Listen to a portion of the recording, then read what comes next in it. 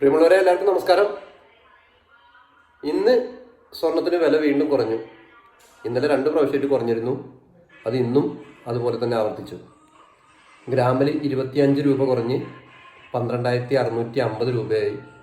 പവന് 200 രൂപ കുറഞ്ഞ് 1,01,200 രൂപയായി.